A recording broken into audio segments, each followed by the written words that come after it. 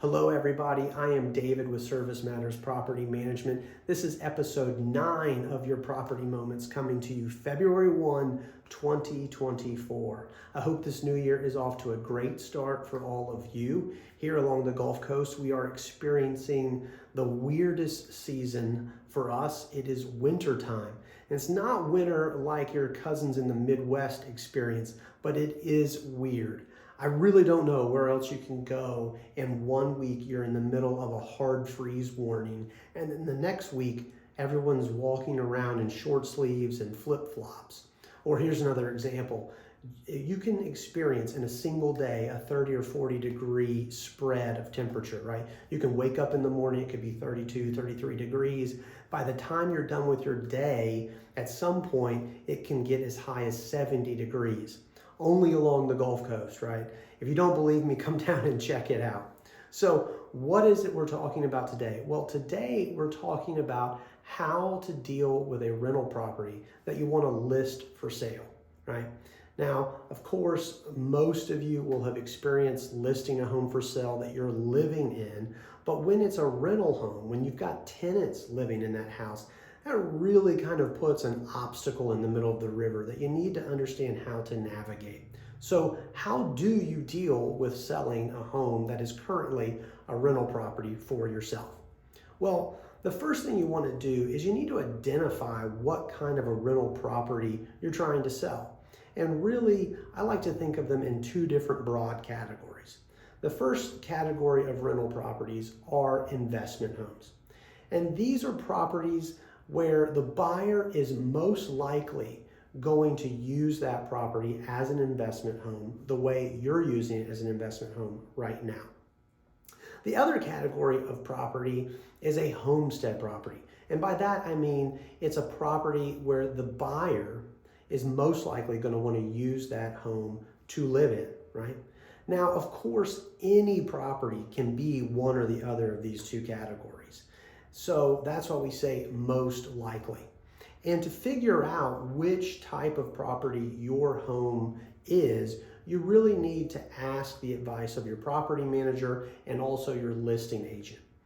Once you've got that figured out, your plan of attack is going to be slightly different depending upon your scenario.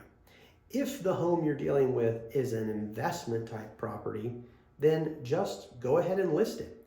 It doesn't matter how far along the lease is, because the next buyer is going to want a tenant. And so in fact, it's a selling feature that you have a tenant in the home who's paying the rent on time and taking care of the property. So just go ahead and get your listing agent involved and get an active listing online.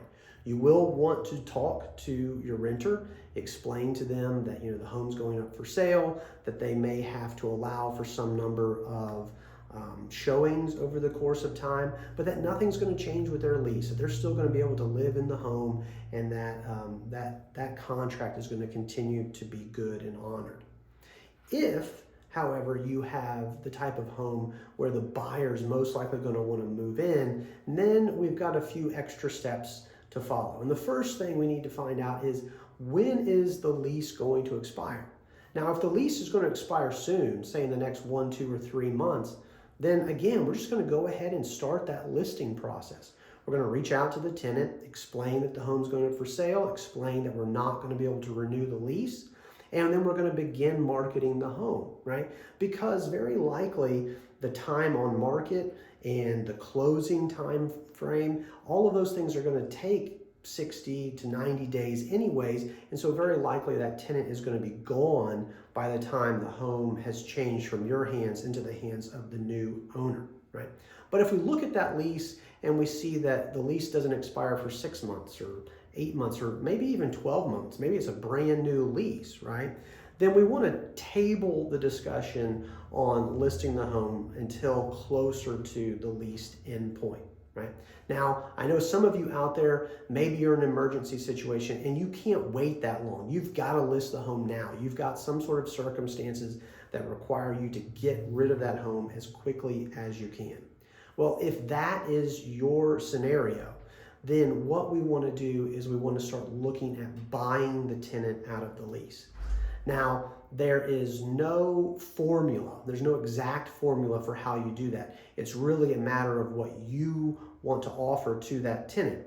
But as an example, you might go to the tenant and say, Mr. and Mrs. Tenant, I need to sell the house. If you will return the keys to the property to me by March 31, then I will give you all of your March rent back and give you $500 towards your moving costs, right?